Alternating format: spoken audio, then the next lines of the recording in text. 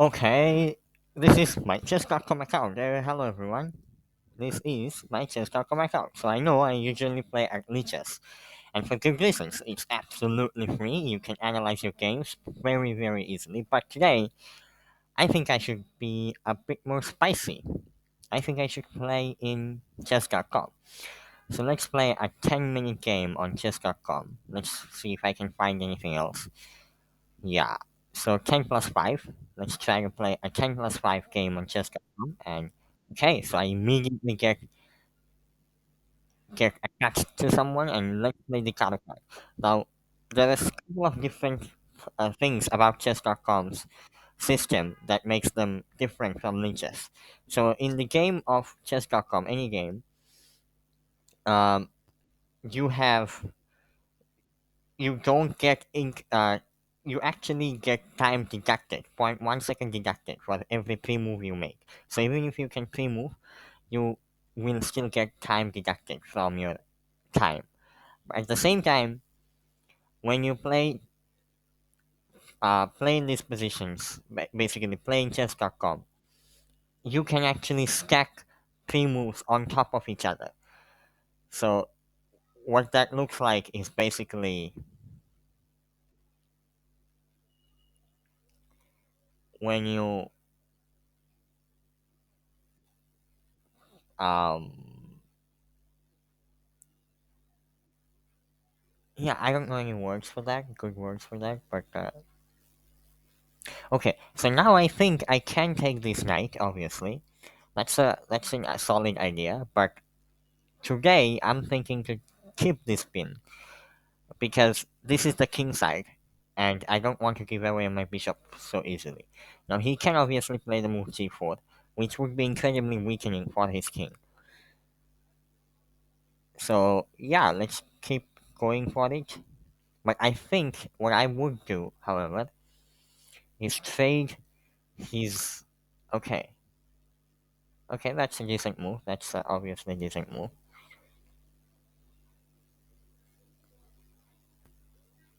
So he unpins himself. He unpins the knight.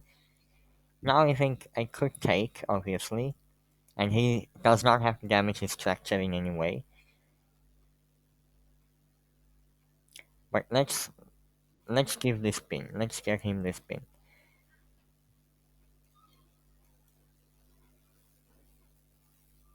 Now actually I think I made a mistake. Yeah. I did make a mistake. Because now this pin is very strong. Very, very strong.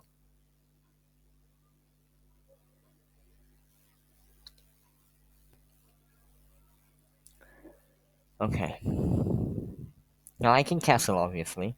That's an option.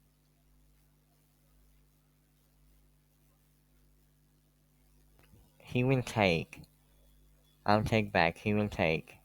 And he will attack both of my rook or my knight. So I made a mistake early on the game. So basically, he's threatening to win my b pawn when it becomes the c pawn. So he's threatening to win a pawn as well as he's threatening. So I think I can protect, obviously, both of these. But yeah, let's go for it. Let's go for it. There might be some other hidden tactics that I'm missing, but he actually did transfer all of his pieces on my king side. So I had to actually take. I should have taken in this position because I allowed the knight to move. So that's a sad realization. Now obviously I can't drop my bishop back, or maybe I can. Maybe I can. Maybe I can drop my bishop all the way back, but I cannot bring it back to a5. A5, yeah.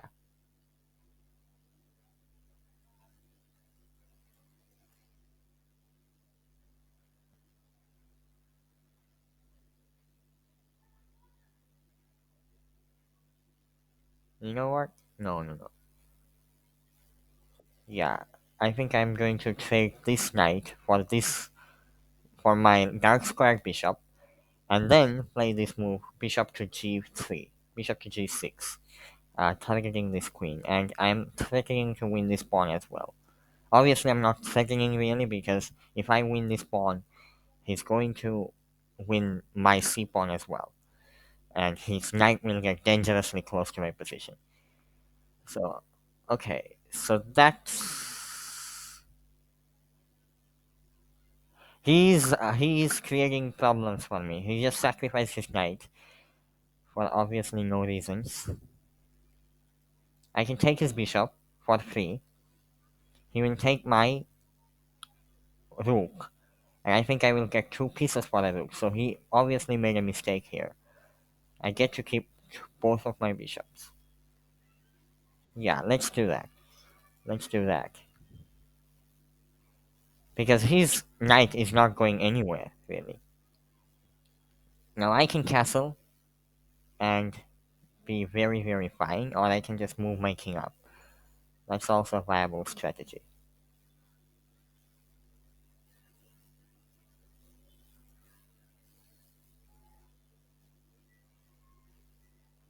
Actually, if you think about it,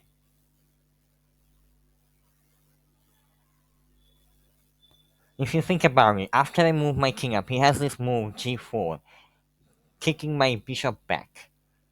So I should not castle. I should not castle. Let me think about this. He's actually up a piece now. Why is he up a piece?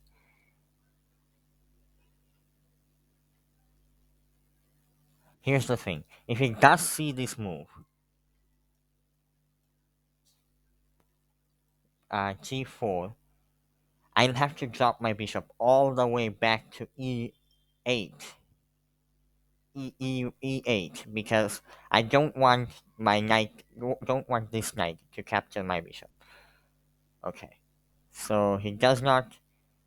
He instead attacks my bishop, which is fine, which is obviously a move. I'm not thinking too broadly about it. Actually, yeah. Let's try to bait him into playing the move a a4. Yeah, let's do that.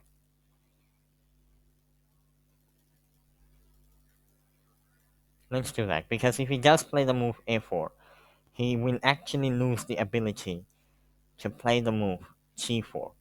Sorry, h4. If he plays the move h4, yes, okay. So he doesn't. So I'll have to drop it all the way back to e8.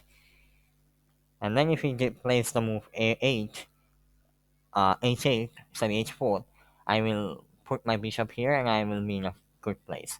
So the reason I did not castle, obviously, because his knight would be able to escape after he plays the move g4. So he did waste a tempo, and his king is now incredibly weak, so that's a bonus for me as well. Now he's attacking my queen. He's actually creating lots of good threats for me, if you think about it.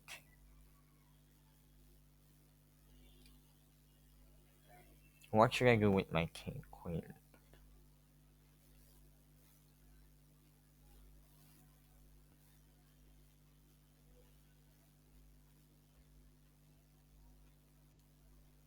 Now I think I'm forcing him. With this check, I'm forcing his knight to move back. Otherwise, this knight would be lost, basically. So that's a pretty good level of thinking from me. Or he will have to move. Okay, and lose his bishop. So now it's time to cash in on my investment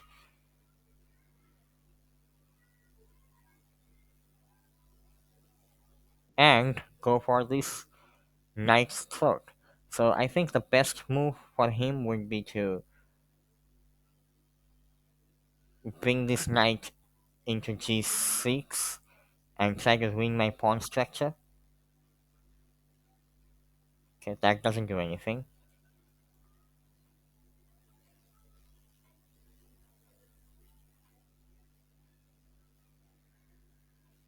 That doesn't do anything, so yeah. He's just pushing all of his pawns for some reason. He's making his king incredibly weak. I can jump in with my knight. I can do all sorts of damage in this position. So let's centralize my knight. Let's block all the vision from the queen. And I am in great shape. Now he can obviously play the move g4.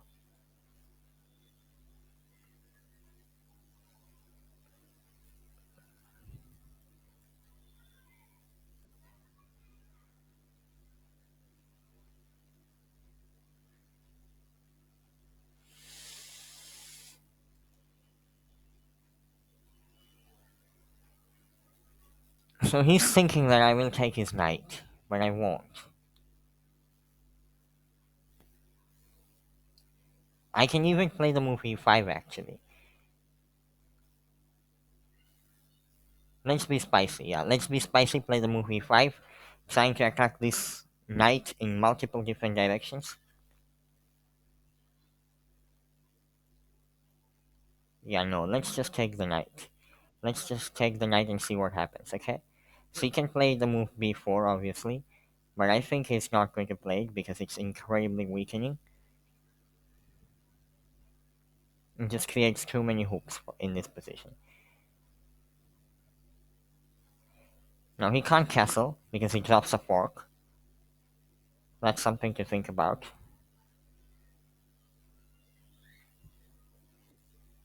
Okay, so he attacks my bishop. I can just move, I mean,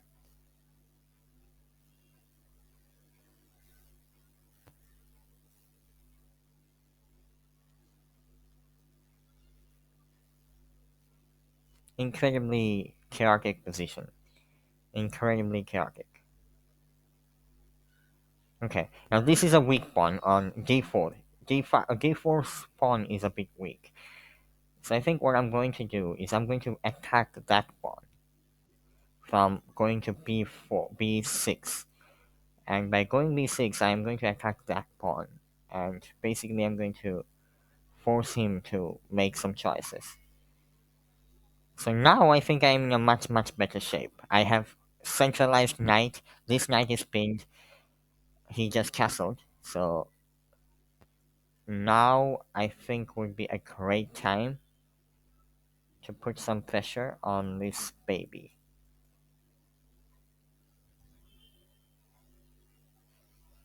Let's play e4.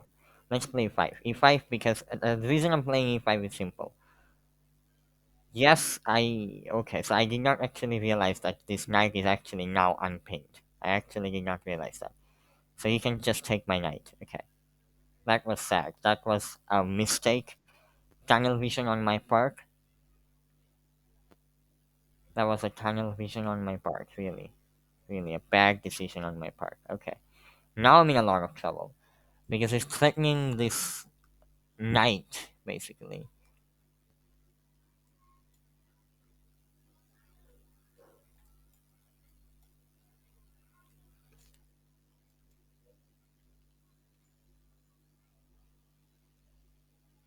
Now, does he know about the move on Passant?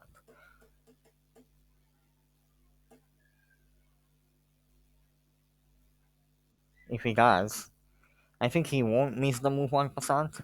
But if he does, I am going to take with my G pawn.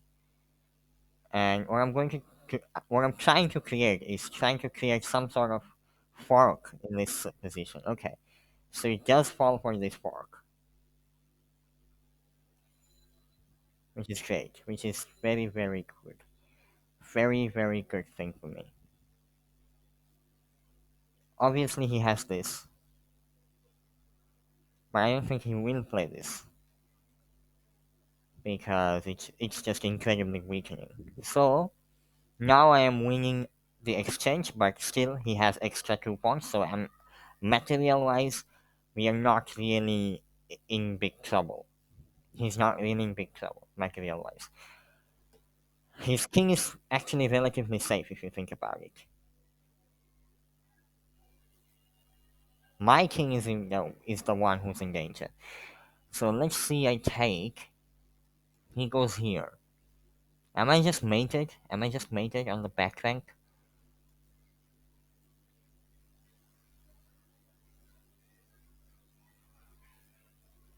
I don't really have to take, actually, if you think about it. I don't have to take.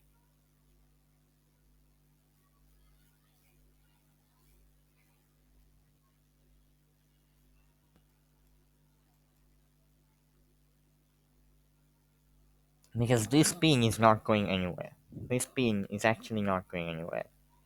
Right, let's think concretely. Let's say I take. I'm in a lot of trouble, actually.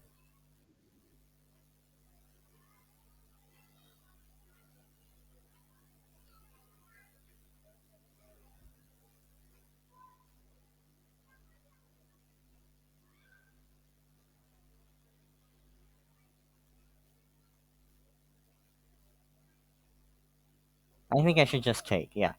I think I should just take, and he has this check, obviously.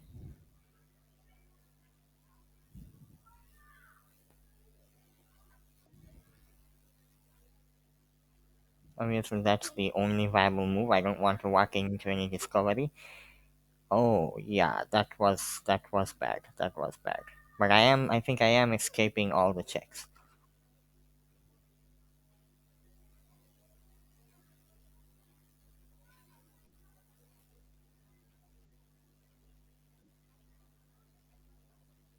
Yeah, I'm just losing now. Okay, checkmate. Wow. Alright, that was bad. That was horrendous. Horrendous. I should not have taken the rook. Yeah. Problem is, I gave up my pawn too early. I mean, I did not notice that the knight was not. Okay. That was just okay. Alright.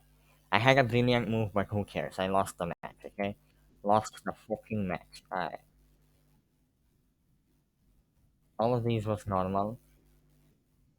Like, okay. Yeah. Okay, that was brilliant, obviously. But move to C was a mistake. What was the best move in this position?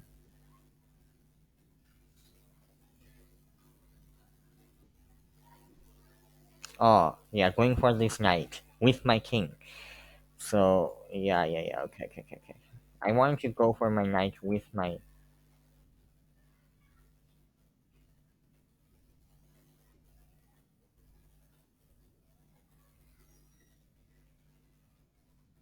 In this position, the best move was it actually this. Okay, how am I supposed to see that? How are you supposed to see that? Moving away your bishop, dark square bishop, only one square, to attack this weak f2 pawn is a good idea. I mean, I'm focusing all my energy and attention on this knight over here.